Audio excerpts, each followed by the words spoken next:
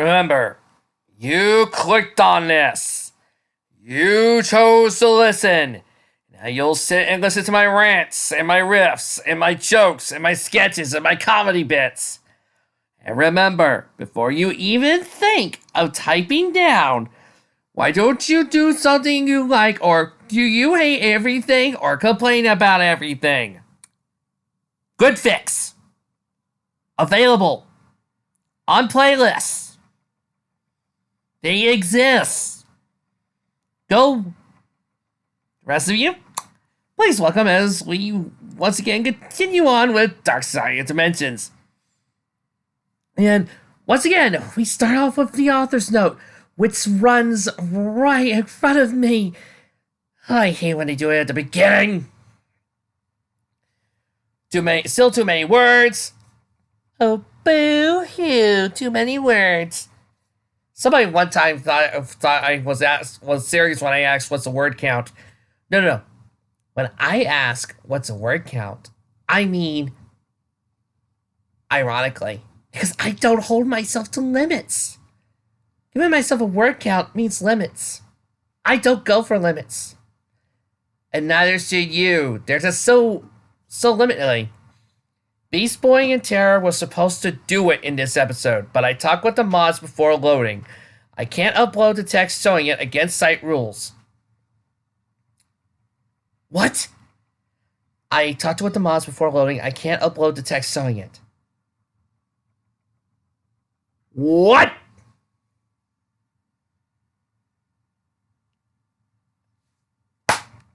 Really? You couldn't show Beast Boy and Terra having sex? Really? With all the other lemons of fanfiction, you couldn't do it. Even though there are like tons. Fall of Equestria? There are certain folders dedicated to rape? Volcon's a thing? Hello? Mikey! You are free to upload it! No. I think I know what happened. I know what happened, Mykan.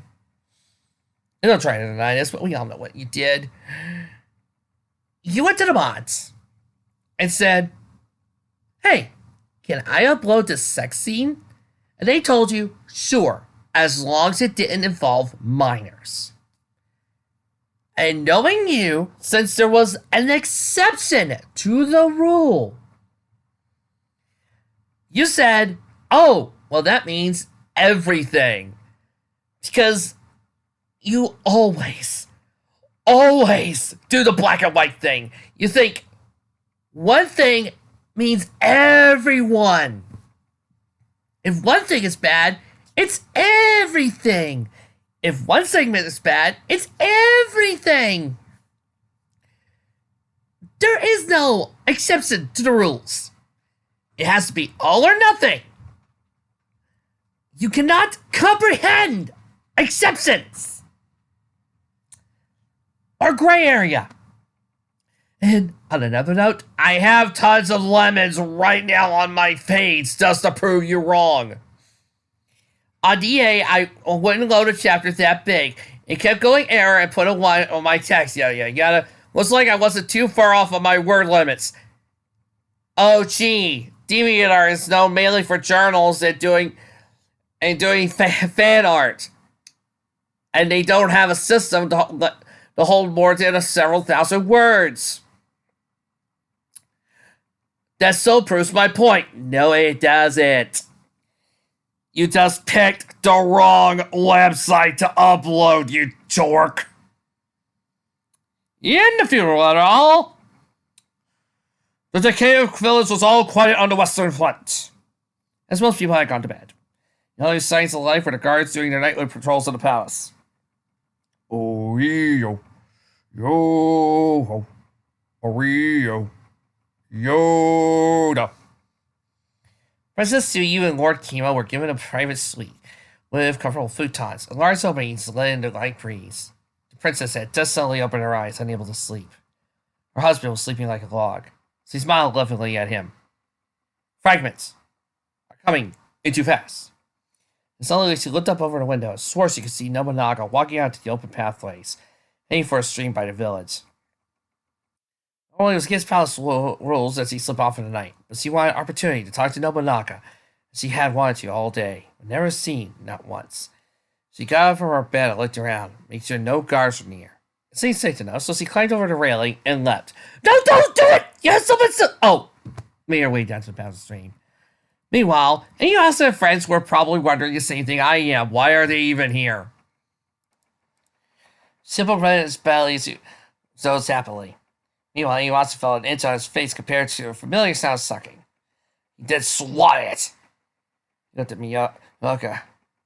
Good swat, Master Iwasa. Bad timing for you, Miyoka. Can you see I was trying to sleep? Kagami and Shippo were awakened by his yammering. Do you mind? What's going on now? My apologies to you all, said Miyoka. But I felt it best I'd find you as soon as possible. I fear something dreadful is about to occur. And as usual, I'm hardly ever mistaken in these situations. Shio felt concerned. What do you think it is this time? Snorting Yuasa. Some kind of demon? Asked Kagami. It's not a demon, Yuasa replied. I should be able to smell something. It's not a demon, then what is it? I can't be sure. But be prepared for anything. The trio felt concerned. Nobunaga loved to come out to stream at night. When the moon was shining and the air was calm and quiet. It also was a good place to sing. No! He sat on the biggest boulder, and struck him rush through his little face. He was suddenly startled by the sounds of grass rustling behind him. So he bolted right and aroused Katana. Who's there? Something interesting, I hope. Fighting Princess is surprising himself. Princess Suyu? I'm sorry. I didn't mean to startle you. Seeing the sight of her in the moon made his heart race, and his cheeks go red. But deep down, his sadness was starting to rise again. Sadness. But he did his best to hide it. What brings you out here? Yes. You know it's not proper for a princess to be outside the palace after hours. Princess. I can do whatever I want. She sat on the rock next to him, their hands almost touched, making him blush deeper. She looked at him and he quickly looked away. Oh god, they are going to sing, aren't they? Nobunaga, may I ask where you were today? Princess. I was hoping to see you at the feast, naked. And you were never seen anywhere. What happened to you? Poor Nobunaga. What possible excuse could he come up with to keep her from the truth? And he didn't wish to be near her or Lord Kimo. You were sick? Somebody messed up on the order? Your shrimp was a little too spicy? I really felt that you were supposed to be more with your father. You've not seen much of him since you left the village as Lord Kimo's bride. I already saw enough of me when I and my friends saved the Lord's life. It's been full to see you. It does seem double, but I really wish to see you. Me? Yes, Nobunaga. I owe you my life. Were it not for your honor or nobility, my husband would be dead. Nobunaga felt his heart cringe, but he tried to be brave. I would do it again, and every time, for you, princess. You and the Lord. 'Cause I'm religious now. So you thought it was so sweet. Huh. Nobunaga could hardly believe it. The princess was kissing his cheek. That's what happened? All I see was a bunch of ellipses. Elias sought the sense of her lips against his skin. His insides went numb. So comfortably numb. For those few seconds. Then she looked at him almost lovingly. You are such a wonderful friend to me, Nobunaga. Oh, great! I'm in the friend zone! I can feel my chances of getting slimmer! Dude, time to bring out the Barry White jello shots. He felt like crying. Yes, princess. A friend. While secretly thinking to himself, I'm such an idiot. That's right, folks. Friend zone actually exists. You cannot be friends with a woman. So if a woman just wants to be friends, she is in the wrong, and you're an idiot. Mina, we always being such good friends as children. I never forgot your kindness, even though you fall over yourself and make me laugh. Nobunaga clenched his fists, remembering how all those villains and the people laughed at, and still referred to him as a klutz and a fool, despite his heroism. I repeat, this is going a little bit far here. In the original episode, he was klutzy, sure, but nobody ever seemed to complain about it. It was only Inuyasha who was mad, who called him out on being a klutz. Here, Mike is just making it up, saying that everybody thought he was being klutzy, but everybody in the village still respected him as a hero. So, really, he's got no connection other than, I was a klutz, and people occasionally laughed at me. So? People still respected you? They still think you're a hero? How are you in any way connected to these people?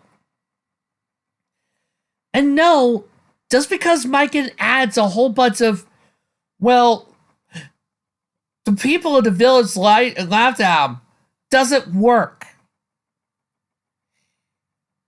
In the rest of the characters, you could almost make an argument that people don't pay attention to them or make light of their accomplishments. Nowhere in the episode where this guy shows up, or in the manga, do the villagers laugh at him. There aren't even that many villagers. Nobody treats him wrongly. When you have to add material to make your point is lost. Yosumaru didn't like the way his master looked. He softly wiggled at Nobunaga's knee, but he hardly responded. Nobunaga, another question. Yes, princess. The chicken or the sea bass? This may sound personal, but do you have a special woman in your life? Nobunaga went softly. Why do you ask? I'm curious. Bye, actually. You're older than I, so noble and kind, yet I never heard you courting a woman in your life. You're not planning to settle down and marry? Do you not wish to have a family of your own? Are you homosexual? Because if you are, that's your choice. By this time he was speaking with sadness. Sadness. His head dipped forward, making his bangs cover his eyes, but it wouldn't stop his tears from falling. Just worried the princess. If I upset you, I apologize.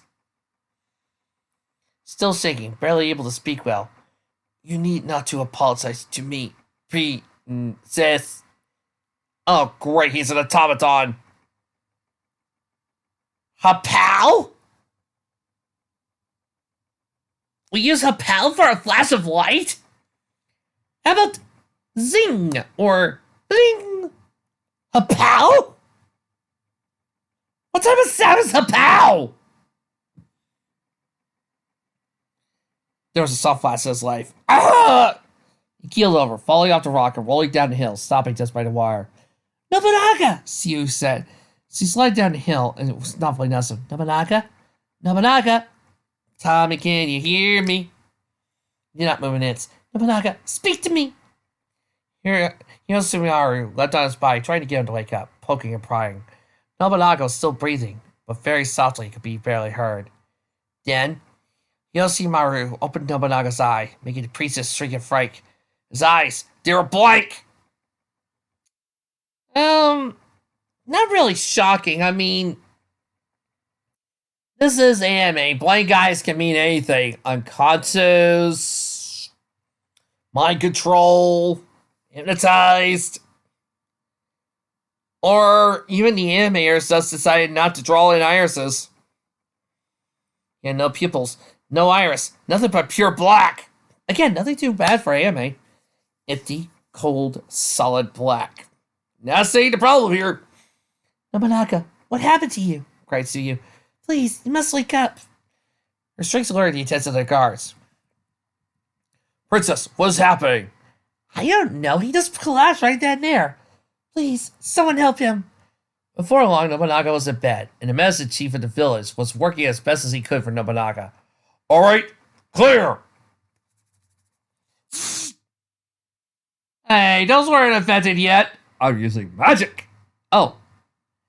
Can we get a better doctor in here? I'm a doctor. Oh, psychology. How does that make you feel? Suyu's father and Lord Kimo heard the news, as did Inuyasha and friends. Again, Inuyasha and friends were wondering why they should give a damn. Suyu was in tears as he explained his story. Then he just collapsed. His eyes were blanked. Oh, princess. Lord Kimo held his wife tightly. What could it possibly be? Wondered Suyu's father. I gotta check something just to make sure. Aha! I knew it! Suyu is the first name of Ashley Suyu from My Hero Academia. So now all I can imagine is the princess is being replaced by Ashley from Boku no Hero.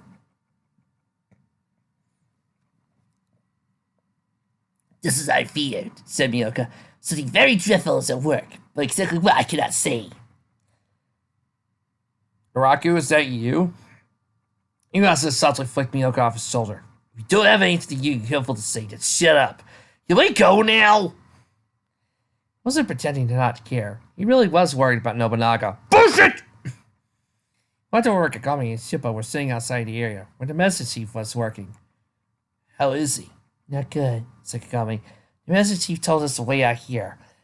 Nobunaga looked so still and lifeless. What do you think will happen to him? Asked Shippo. Well, I'm saying, we don't even know what's happening to him now.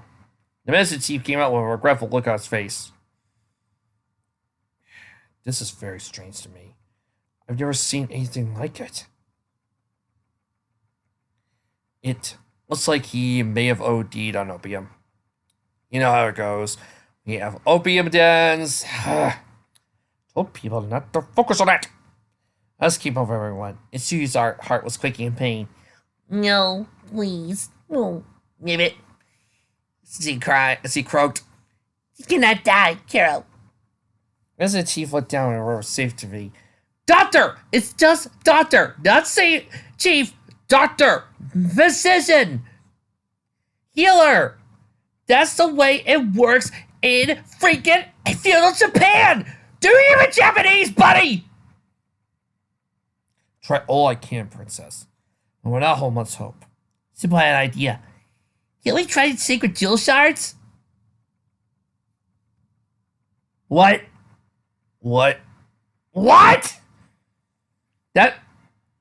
How would the sacred jewel shards help? Nobody wants to see Nobunaga. The doctor let her in, and poor Nobunaga just laid there, all still and silent. His black eyes were shut, and he seemed a little pale. Oh yeah, I get like that normally after my last Dr. Pepper bender. Nobody took a flask of her small jewel shards. There were not that many.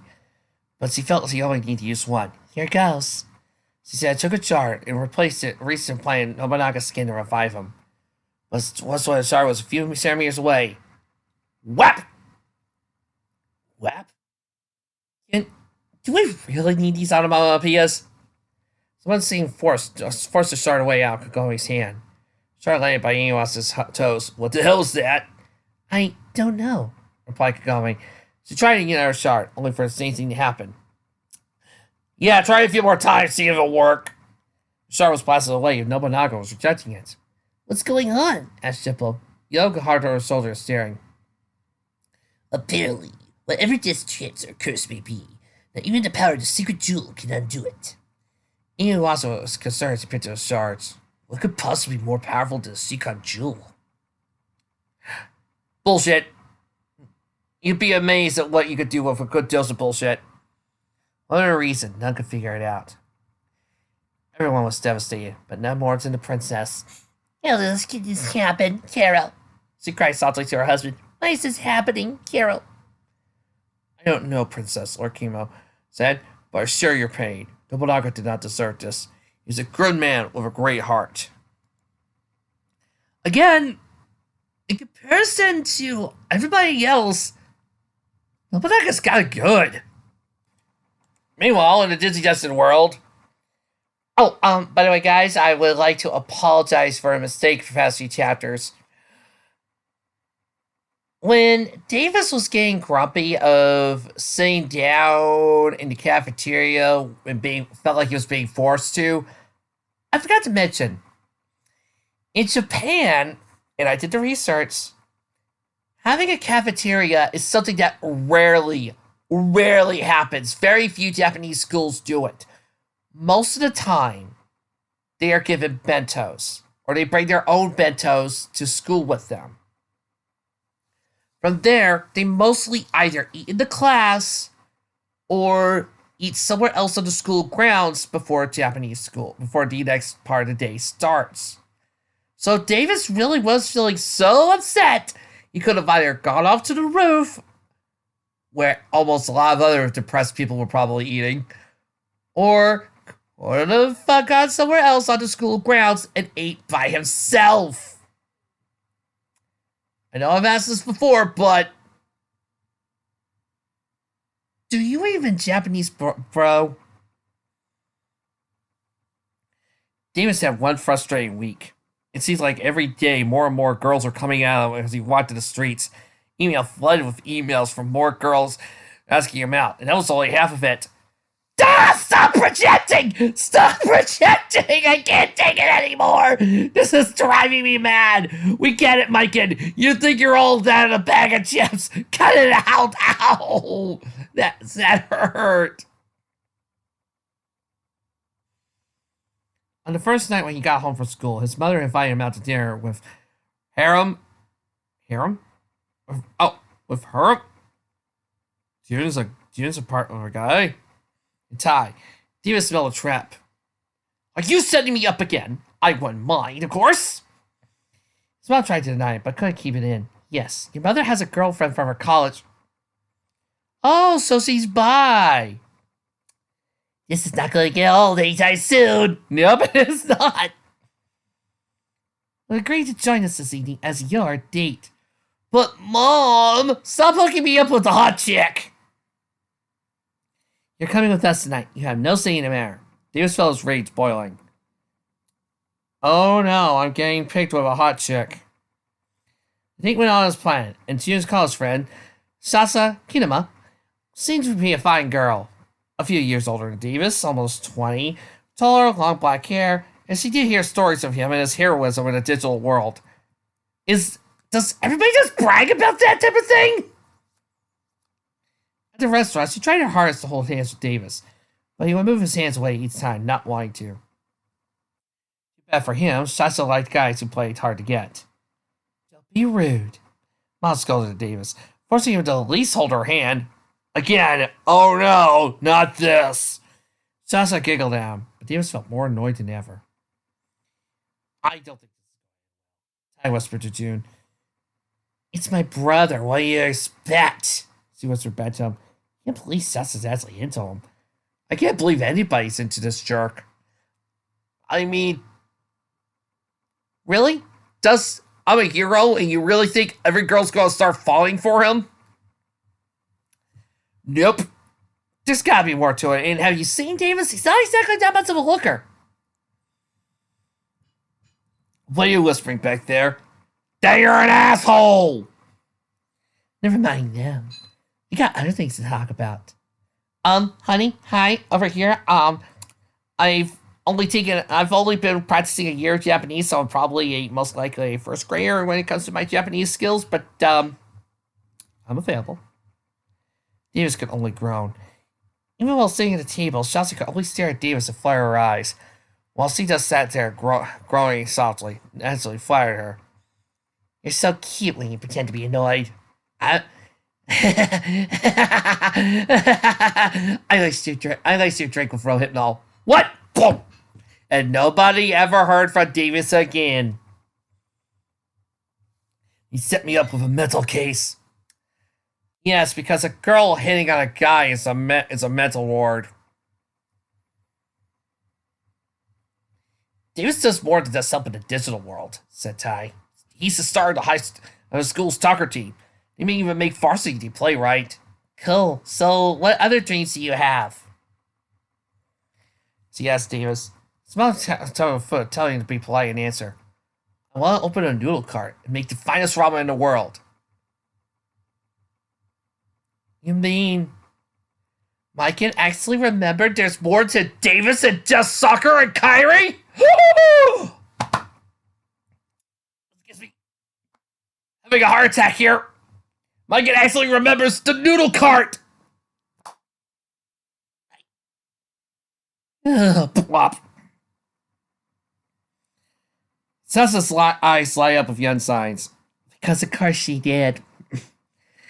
She was already seeing Davis as the perfect catch. Really? Really?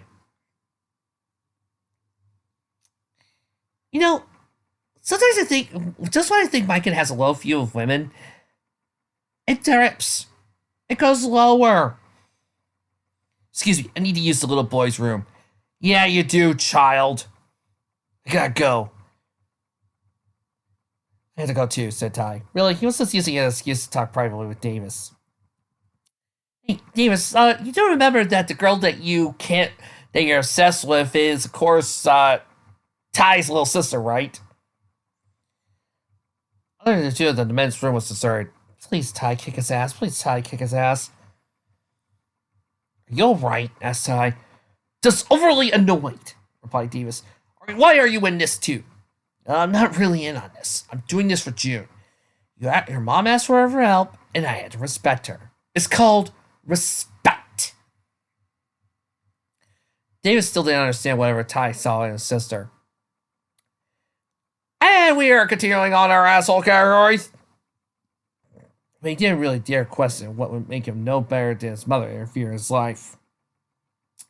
No, but it is making it worse. The two boys finished their business and washed their hands at their sinks.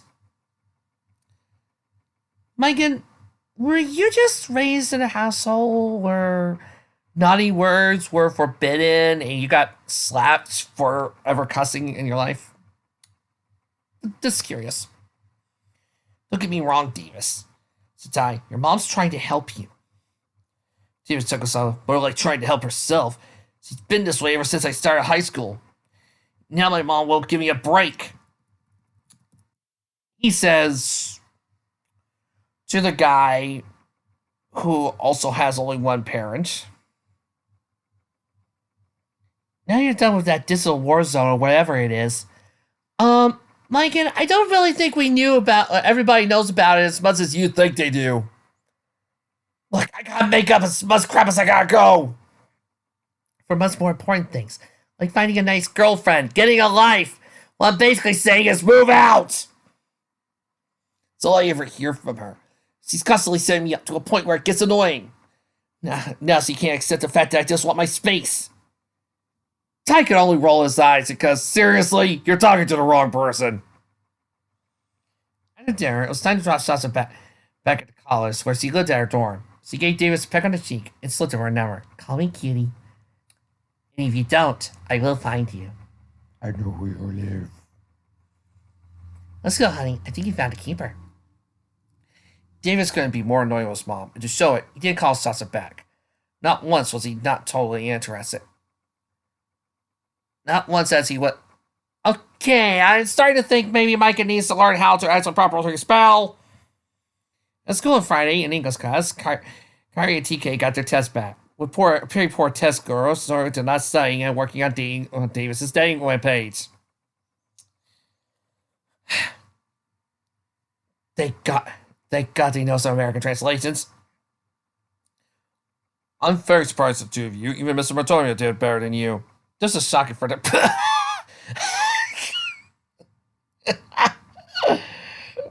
I'm sorry to think that in any existence Matoya does, Davis would do better.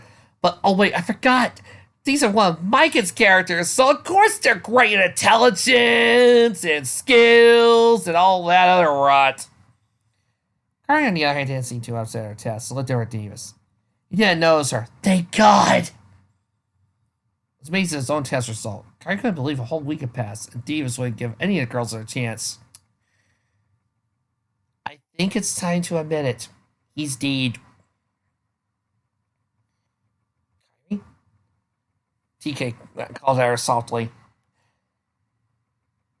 before looking back at his mecha. You know, I could give him a Gias. Nobody would ever know. Ooh! That was creative. Nice job. Thank you. Boyfriend shook his head at her, but he knew it was trying to help Davis. During class change, Davis was called to the main office over the intercom. First he was worried, but too much was the secretary. The secretary gave him a small bag of mail. This came for you this morning. Oh no, don't tell me. What? What? It was more love letters and cards sent from various schools around the entire city?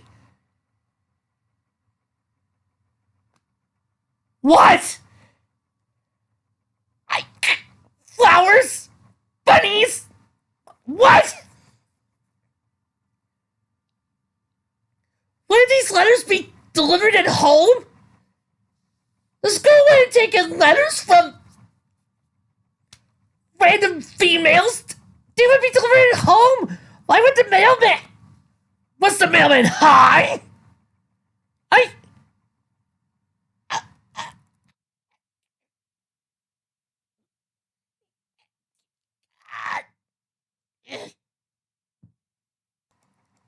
At lunch, Davis didn't sit with the others. They didn't get in line to pay for lunch.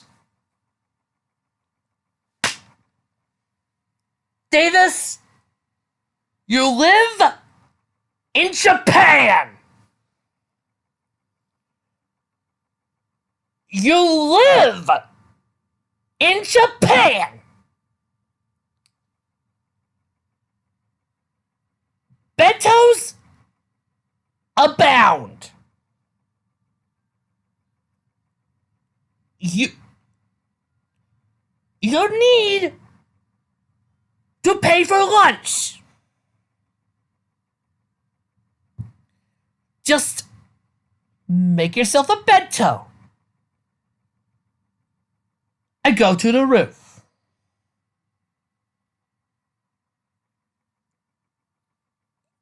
You don't even need to pay for a thing. As a matter of fact, most Japanese students would be having a bento. Take your bento and go to the rooftop. And as somebody who used to skip lunch regularly because he didn't really feel like paying for it and focused more on his academics, let me tell you, being a soccer guy and skipping lunch, not a good idea. You will pass out, Davis. This isn't too bad of an idea. Also, they offer bentos. You literally do not have to do this. Are we starting to make watch Japanese anime? Because I've watched tons of Japanese anime. And I know this. Then I also do the research before saying this type of thing. Then again, I also find out that for some odd reason, fans of My Hero Academia also try to put a lot of American influence into Japanese school systems. Like, for some odd reason, they keep having the cast of My Hero Academia go to a prom. Weird. Ken Yoli saw to him and came outside offering their lunches with them. Thanks a load, guys. Nice to see there's someone here I could trust. Yoli shook her head, grumbling out. I think you're overreacting to all this. No, duh, Yoli. Talk to me when there's a whole bunch of girls coming your way and mess up your privacy. Ken could only shake his head. In your case, guys. You know, Yoli might be bi. Have you ever considered that? TK and Kari joined the gang, haven't seen them all aside. So, Davis, did you call Sasa back yet? Davis rolls his eyes. Yes, I actually did call her back. Cool, said Sabo? Not that I really care. I mean, I got other things to do. See ya, loser. And that's when Sabo proceeded to leave and walk away. It's okay. Once you found out this was a setup, so you agree it was fine. You'd rather Kai be our old Kurt anyway, and it wasn't me. My mom actually took it worse and didn't really let me have it. The car stayed in. Flashback when his mother and sister found out. They went postal, beating him like mad.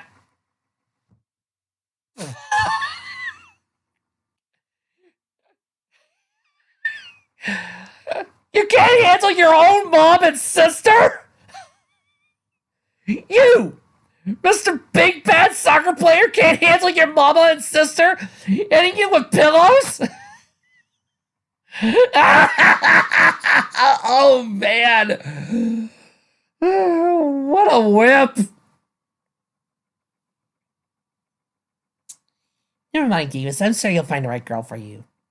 Davis got right girl for me. I thought I'd be perfectly clear. I'm not interested in finding romance. As I am. Because as luckily, I prefer to go out with my wife. Kara's concerned because so. Davis, you're really being stubborn and obsessive and way too mentally focused. And is going to grow up to be a stalker. You're just praised to joyous of love and have someone be special with. Because this is so totally Kyrie, right, folks? No, you like me, but it doesn't give you right to hurt other girls. Remember, folks, you're supposed to be disagreeing with her. So, disagree.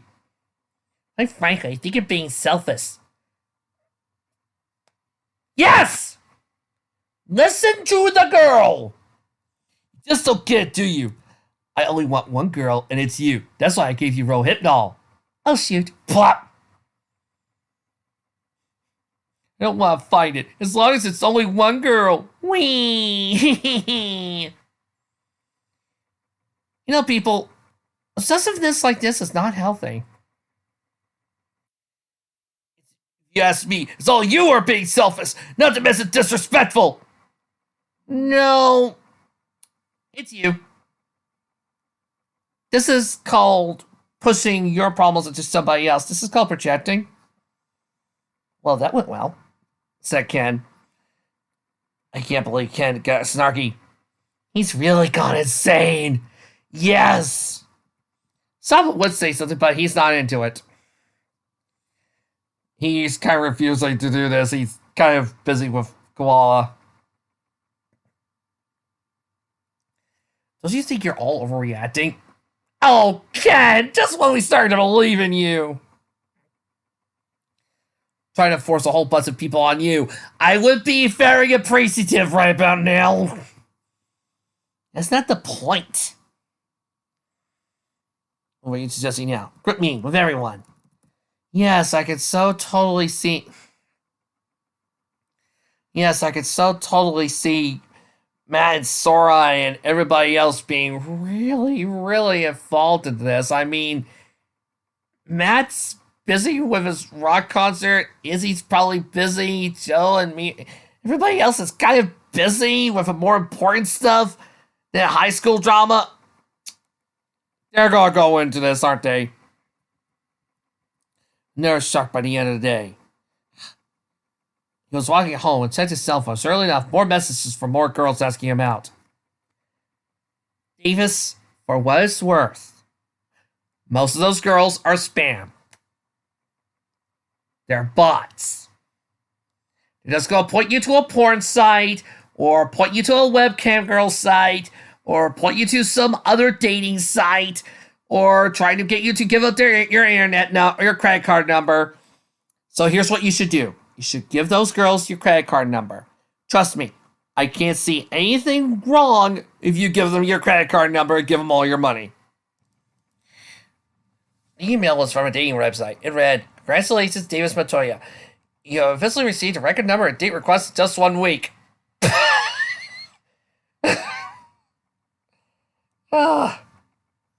Somebody obviously never been on a dating website, making you our site's #1 potential backlit. Somebody please tell me that Canadians have a different way of spelling bachelor. What? Like, what is a wrong profile on the website?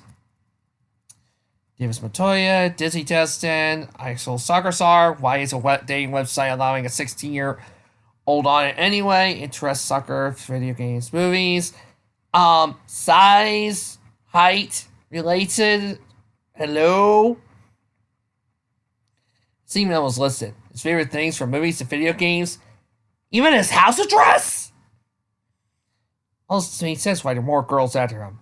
Davis will want to guess who set this up, but he already has suspicions. It's time to commit matricide. Oh yeah. Just want to be happy. I am happy, mother! See, Happy. I am very, very happy. See? La la la la la la. You don't act like it. Beaches heart, don't you talk to me like that, young man. I can brought you into this world. I can take you out of it. Please do. Not going to let you go through life alone. Point proven. She just said she doesn't want you to live life alone. Oh, but wait, we know what you want. You want to live life alone. Miserable, depressed, sad, a pathetic little failure. That's what you want to do. You don't care about others. You don't care about making other people happy. You just want to be a sad, pathetic little failure. And congratulations, you are. You're already there at being a failure because you just want what you want. But that's okay. You have your pride. I'm sure your pride's gonna keep you from getting lonely. I'm sure your pride's gonna keep you warm at night. I'm sure your pride's gonna make you feel better about yourself. You pathetic shit stain. Next. She's tricky. Gotta play this carefully. Deathstroke stood into a cold waste, waiting for his opponent. Trouble is, she's damn powerful. More powerful than the Titans realize. More powerful than she even knows. Time this for me, please, Wintergreen.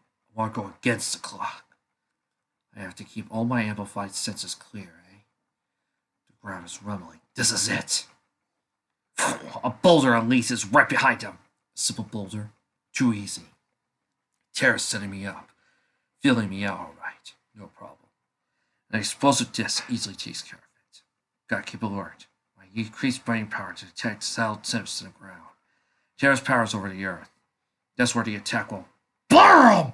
Blast! So you had the boulder explode before I could destroy it. Shrapnel flying everywhere. Gotta roll, move fast, roll out of the way. Yeah, she's sneaky. Maybe that's why I like her. Earth split. Ah! The attacks are increasing in speed. Stone claws erupt from the ground. Good girl. Don't give your opponent time to rest. Maybe I spoke too soon. She hasn't lost her edge. If anything, she's sharper than before. Deathstroke proceeds to leap through the tendrils, jumping, dodging, bobbing, and weaving. The Titans taught her use of systematic strategy. Each attack is more ferocious than the last one. Lord, I heard that lava blast gushing up at the last second. My reflexes were instantaneous. Wait, she doesn't have lava flowers like her brother. She must have tapped into a volcano. The nearest one is 900 miles away. She can't be that powerful, can she? The ground begins to crumble beyond above him. No! Didn't hear anything. No sense of movement. No shifting of the earth. How did you do that, Terra? How powerful are you? She's almost too strong. She's just a kid feeling the extent of her power. This isn't a game anymore. The idea always was for her to try to kill me. For me to use my skills to stay alive. Without the possibility of death, we couldn't hone our flowers to their fullest. He pulls out his cane and begins to fire. Still, we both knew this was only an exercise period. I don't sense that now. She's playing for keeps. Blast her! Doesn't she realize without me, she will accomplish her goals? Not bad, Timmy. Not bad at all. You were quite good yourself, Terra. And you're scared, didn't I? Still think I lost my edge. Not anymore. Don't you think you better get back to the Titans? Damn them, Terminator. The sanctimonious do-gooders. I just want to kill them all. How much longer do I have to play this game? Until I know all their secrets, by the way, kid. Ixnay on the makeup. Cute superheroes aren't caught dead at it. Ugh, damn those cute superheroes. Manhattan, the Titans Tower at sunset. An impressive silhouette against the bright orange sky. A sky scarred by Terra Markov as he returns to the headquarters of the new Teen Titans. Tonight is the first Titans meeting in this month. Tonight is also when their secrets become hers. As he flies, she looks below her and sees somebody running out of bath. Oh, that's that? Some tech uniting the Titan spots. How do you activate it without the special pass? Swoosh! You'll get it. Stick up business. Knock it off, Tara. It's me, Kid Flash. Speed Freak. Well, you're out of costume. There's a big deal meeting in 10 minutes. I have an announcement to meet. Hey, no. I told you do what I think I'm going to do. You're almost the only pet I got in this group. Oh, come on. There's always Changeling. There's always Open Hat Sensitive too, but you don't see me asking for that either. Hey guys, guess what? Shh! I'll tell him, Tara. As he walks in, he sees his fellow comrades. The boy with the orange hair, Wally West, formerly Kid Flash. He looks at Donna Troy, also known as Wonder Girl, Victor Stone, Cyborg, Raven, Coriander, Starfire, Carl Logan, Beast Changeling, and of course Dick Grayson, Robin. It's time, isn't it, Wally? Funny, I never expected you to be the first of us to leave. Donna Troy steps forward. You know, I have mixed feelings about this. You've got mixed feelings. My stomach feels like it's spinning a Cuisinart.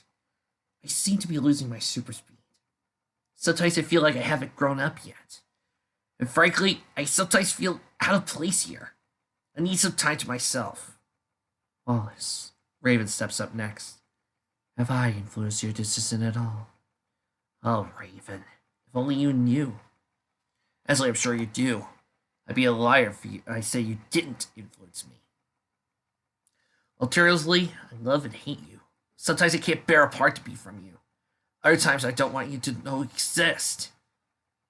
But you're only part of it. Remember, I never wanted to be a Titan in the first place. I think I need to return full-time to the college. Wally proceeds to grab his flash ring. Ours is almost a fantasy existence. I need a hard dose of reality right about now. Look, take my ring. Use it to establish the Teen Titans archives or something. You know, folks, if Mykan had wrote this, you and I being as the wrong choice. Maybe someday I'll ask for it back. Maybe I won't. Either way, it'll be best for what I'm doing right now. Ting, ting, ting, ting. I'm going to miss you, Wally. I've known you longer than most anyone. Hey, we'll see each other. I'm invited to your wedding, aren't I? Yeah. You better believe you are. But here, Wally. I know we haven't all been that close, but I'm gonna miss you. Wally's hand feels cold in Cyborg's iron grip. Same goes for me, Vic. As for you, Squirt, guess you take my place. You're a full-time Titan. Don't let me down. Of course I do, Speedo. Starfire steps forward and gives Wally a kiss on the cheek. You will come by, won't you, Wally? Of course, Corey. Robin, believe me, pal. I know you take care of yourself. Wally, don't go yet. I guess this is a good time to make my announcement. Maybe it's not as big as Wally leaving, but it's just important to me. Wally says he wants to grow up a bit. In a way, so do I. I'm giving up being Robin. A collective gasp is heard from everyone. You're joking! You're crazy! Is that wise? Are you sure? Great, I should, and everyone leaves. Come on, you're pulling your leg! Why didn't you tell me? Robin walks slowly towards the window, looking outside at the starry Manhattan landscape. I should have, Corey. I'm sorry, but this is something I've got to do. No, you don't. You belong. Please change your mind. Robin can only sigh as he looks out the window, and in a reflection, he sees an all too familiar figure. A dark night. His father staring back at him, and all the responsibilities of wearing the Robin logo come back onto his shoulders. I can't. Don't you see? Robin will always be the back half of Batman. But Robin belongs with Batman, fighting at his side. Trouble is, I don't. I don't understand. What are you doing? Are you quitting the Titans? No, Corey. No, I'm not. I'm sorry if I made you think that. You're not leaving me? Just the opposite, Dick says, his palm rubbing against Starfire's cheek. Captain Dramatic Pits, what's going on? Yeah, you're staying, leaving, becoming a Hare Krishna? I said it up front. Robin's going back to being Batman's partner, and I'm giving up being Robin. He begins to remove his mask, the first part of removing his costume. Until I decide what I'm becoming, I'm just playing Dick Grayson. You know, once upon a time, Robin was known for outrageous puns that would make Logan go greener with envy. In my mind, I was still that Robin, swinging alongside Batman, still his kid partner. Robin begins to slowly remove his cape next. That was the problem. I'm not the same kid. I've changed. But as long as I wear this costume I've worn since I was 8, I keep playing a role I've long outgrown. What I am now is a person with responsibilities, not some happy-go-lucky kid partner. I'm a member of the Titans, currently the team leader. Believe me, that gives me more pleasure than I can say. So yeah, I'm still a Titan and darn proud of it. His belt is next. I simply can't be Robin anymore. I have to become someone, an adult, whoever Dick Grayson decides to be. Woo! Think it's off! I think it's done enough! Thanks, Tara. But I'm only stripping away my identity, not my clothes. This isn't cable TV. Looks like it's going to be a while before I decide what I am. And the Titans still need a field leader. I feel for Donna. Everyone is shocked by this, but are happy. Well, here comes the hardest part, my tunic. The symbol of everything I've ever been. Let me help, honey. Corey, you already have. More than you know. Slowly, Corey removes Dick's tunic, leaving behind only a green leotard, highlighting Dick's muscular features. But not more than you will know. Sorry, Tara, but that's all there is. Costume, you and I gone through a lot together. I sure hope your new wearer doesn't abuse you as much as I did. I'm going to miss him, Dick. Robin's been a large part of my life, for as long as he was yours. One word of advice. This time, don't wear short pants. Yeah, they may be cute, but Starfire's legs are a zillion better than yours. Wally sees all this, and he sighs, turning his head away as he thinks to himself. The way he fussed over Dick. I guess you really was an outsider here. But did that, good mister. Good luck. Thanks, Tara. You too. I was a little worried about you when you showed up, but during these past few weeks, you've really proven yourself. There's been a lot of Teen Titans before you, but you're the latest. You got a proud tradition to uphold. Something tells me you're going to do just fine. Knock it off. Making me go missing. But thanks. I'll try to live up to the name Teen Titans like you guys. I promise. Sir, do you think young Tara is changing her mind? Will she side with the Titans against us? That girl. Forget it, Mr. Gray. She hates everything the Titans stand for. I tell you, old friend, she's the best little sociopath I ever known. With Tara on our side, the Titans are as good as dead. Epilogue. Night. Titans Tower stands against a proud silhouette against the moonlit sky. Well, yeah, I know what you mean, Dick. You know, Cyborg's dad built a beautiful place. I'm sure gonna miss it. You'll block by, won't you? Not for a while. I got other things on my mind. A blonde woman sits on a wharf, waiting for him. See, her name is Fran. You didn't have to pick me up, Fran. It's been a long drive back to Blue Valley. I wanted to spend the time with you. Oh, Francis, you met Starfire before, but this is... My name's Dick. I'm Francis King. Well, I guess this is it. See you around sometime. Anytime, Wally. Yeah. Take care. You too. No longer a speedster. No longer the kid who makes puns alongside his red guard mentor. Now just a normal human. Wally gets into the car and drives away, forever shutting his Kid Flash identity, and now, just a civilian. He's a good man, Corey. I'm really gonna miss him. Oh, on Mykan's Titan scene, let's see what we got here. Everybody's moping about Beast Boy for some odd reason, and Raven proceeds to go berserk because it's her time of the month. If any of you who are listening are women and does hurt that, I am sorry, but I can only describe what is written. This was stupid, and I think Mykan has no idea, has never seen a woman. I know he has a mom, he must have at one point, but I really don't think he's ever met a lady. Or another human being. Or anything. Meanwhile, Beast Boy's doing his usual, moping around. Pike starts complaining, trying to figure out where are the others as she walks around with Vex and Kilo. They proceed to shop and talk about their usual stuff and enjoy themselves and start having a good time.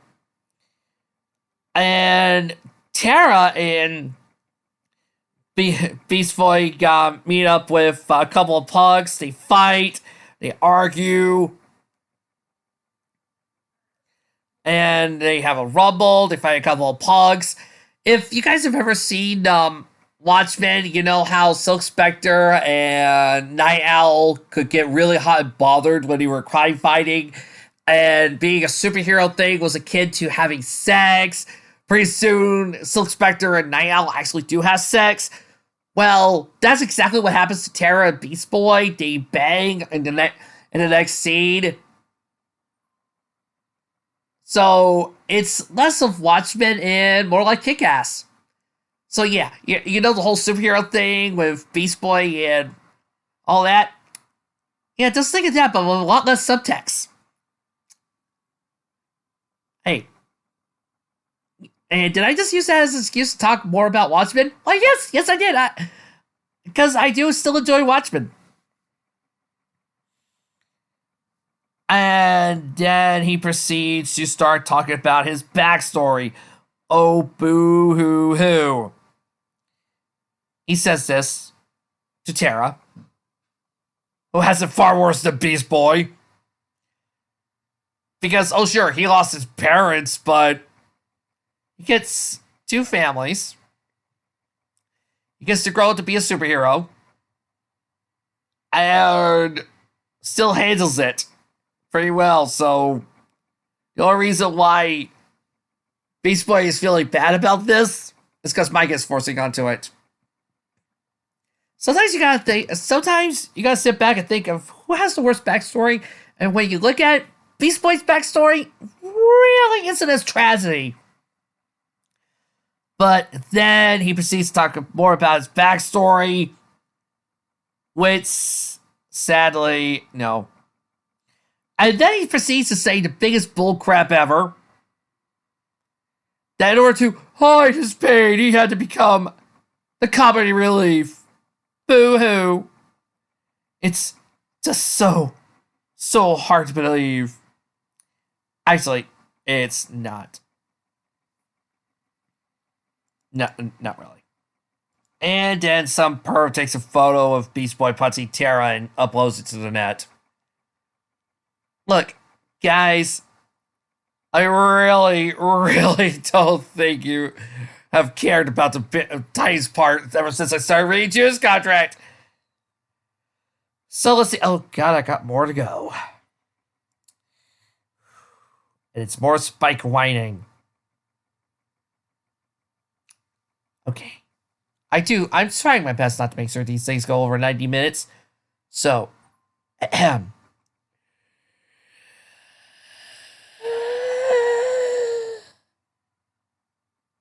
Sleep up, motherfucker! Rarity, well... The key marker series continues to Watson and Spike has a continuous accident, and then he proceeds to do old cartoon cliches of having a new sibling where his stuff gets taken away, and he takes everything to heart. It feels like everybody's too busy insulting him, so he proceeds to run away and just finds a way to leave on his own. Meanwhile, there's some sort of friendship missing, even though it doesn't work. And then he proceeds to try to find Spike, and then start walking away, and then everybody feels sad and mopey, and wham. Moving on.